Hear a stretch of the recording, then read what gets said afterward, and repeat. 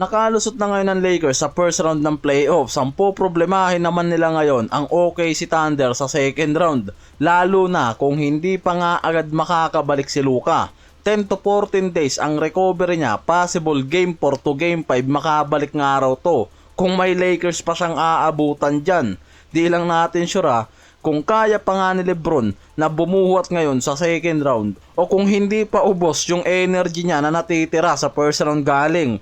Kaya pang bumuhat sa overall stats, siya pa rin kasi yung naglilid sa Lakers mula opensa. Sa Game 6 na nangyari, gumawa yan ng 28.7 rebounds, 8 assists kasama yung 10 of 25 sa field, 2 of 5 sa 3. Kaya talagang sa overall performance, siya pa rin ang inaasahan at siya mismo yung nagdadala at nagkikarry the way sa Lakers. Kahit walang Luka, kaya pa rin nga raw ni Lebron na dalin ang Lakers katulad ngayon sa second round ng playoffs. Kaya ngayon pa lang marami ng mga fans ang humanga at bumilib kay Lebron, lalo na nga raw pagdating sa leadership at pagiging clutch performer nito.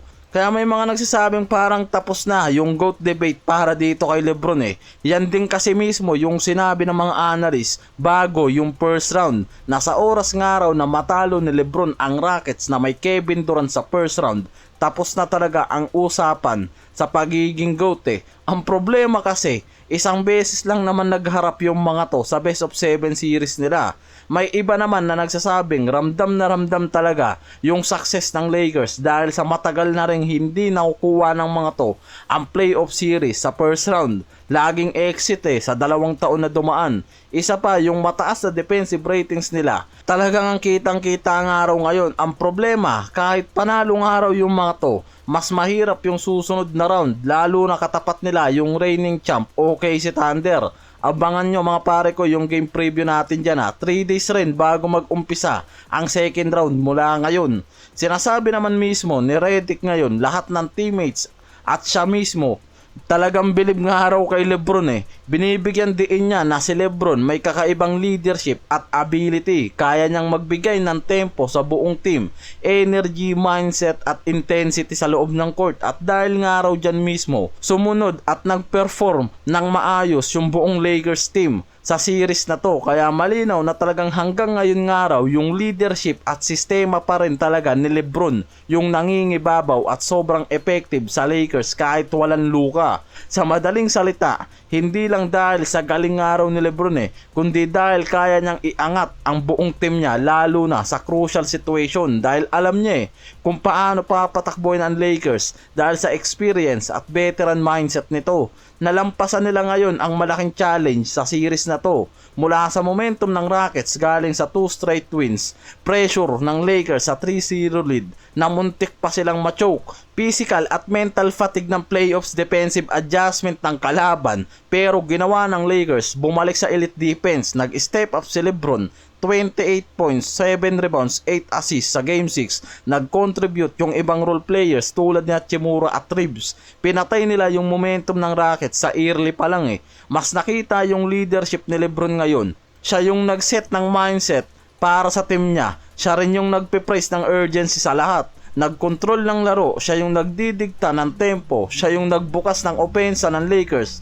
Kaya nakatawid yung mga to ngayon sa first round. Nakuha nila ngayon ang Game 6, 4-2 series. Si Ayton hindi man nag-dominant sa scoring pero nag-ala-dominaton ngayon sa ilalim dahil sa 16 rebounds, 13 defensive rebounds sa game. At yung pinaka-importante, malakas nga raw yung depensa dyan, lalo na kontra kay Alperen Sengun. Dahil sa depensa ng Lakers kung saan si Ayton yung pinaka-anchor, napigilan ang Rockets sa 35% shooting lang sa buong Game 6 na to. Naging limited ang impact ni Sengun kumpara sa Game 5 kung saan nag-dominant siya mismo. 14 points, 9 rebounds, 8 assists. Sa Game 6 na to, 17 points, 11 rebound, 1 assist. Kaya talagang napigilan ni Ayton nga raw to lalo na pagdating sa defensive at offensive rebound at playmaking. Si Ayton yung nagsilbing backbone ng interior defense ng Lakers. Siya ang primary defender kay Sengun. Hindi na kailangan ng sobrang double team kaya naging mas stable ang team defense. Bumagal yung offense ng Rockets, napigilan ni Ayton si Sengun sa ilalim. Ngayon, yung 16 rebounds ni Ayton, yung napakalaking bagay nga raw Pinigilan niya ang second chance point nitong Rockets na bigyan niya ng extra possession yung ibang teammates niya. Ito yung isa sa dahilan kung bakit naging one-sided ang laro nila sa Game 6. Sinabi pa dyan ni Marcus Smart after ng game, "It starts with DA." Ibig sabihin ni Smart, ang buong defensive system nga raw ng Lakers umikot kay Ayton ngayon. Kapag maayos ang rim protection, mas controlled nga raw nila ang rebounds, naging dominant siya sa rim, nagiging mas madali ang depensa nila. Dagdag pa ni Smart na hindi nga raw nila matatalo ang Rockets kung hindi dahil kay Ayton. Dahil nga talagang pinatunayan lang niya ngayon yung pagiging dominator niya. Base rin mismo kasi sa mga analyst na sa oras na bumalik sa Lakers, ang double-double machine performance nitong si Ayton sa playoffs run na to, siguradong magiging madali sa kanila na makapag-dominate at hindi naman talaga nagkamali yung mga to. Maayos na interior depth yung binigay pa nitong si Ayton ngayon. Hindi lang basta panalo ang series clinching win na to. Dahil nakita ngayon ang mas effective na depensa at control sa laro ng mga to.